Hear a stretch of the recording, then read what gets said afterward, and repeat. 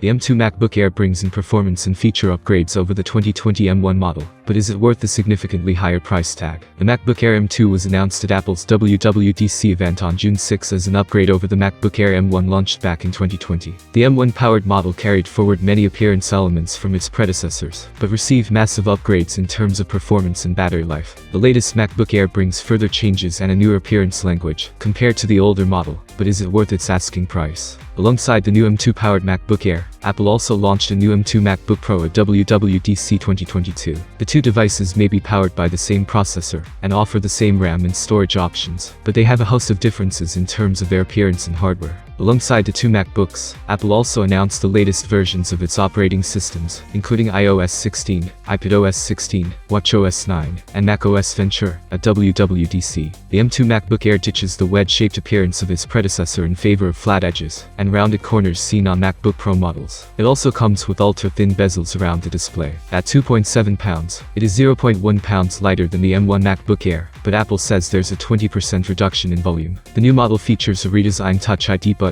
when compared to the M1 Air, as well as full-size function keys at the top. The M2 Air also comes with a quad-speaker setup with Dolby Atmos support instead of the basic dual-speaker setup on the M1 Air. The biggest difference between the two models is the chip that powers them. Apple claims that the M2 is up to 1.4 times faster than the M1, thanks to its 18% faster CPU, 35% faster GPU, and 50% increase in memory bandwidth. While both the M1 and M2 have octa-core CPUs, the base M1 Air comes with a 7-core GPU, whereas the M2 models start with an 8-core graphics option that goes up to 10 cores for the top-end model. The 13.6-inch display on the M2 MacBook Air is also slightly larger than the 13.3-inch one on its predecessor. This also translates to a small increase in resolution, from 2560 by 1600 pixels to 2560 by 1664 pixels. The brightness has also been bumped up to 500 nits from 400 nits on the earlier model. There's also a 1080p webcam, replacing the 720p camera on the M1 Air. In terms of ports and connectivity options, both models come with two Thunderbolt 3 ports with support for USB 4 and USB 3.1 Gen 2 speeds. However, the M2 Mac comes with a combo 3.5mm socket that is absent on the M1 MacBook Air. Pricing is another notable area of difference between the two models. While the M1 Air starts at $999 for the base model, the M2 Air comes with a $1,199 base price. However, Apple intends to sell both models side by side, so is the new model worth the $200 premium?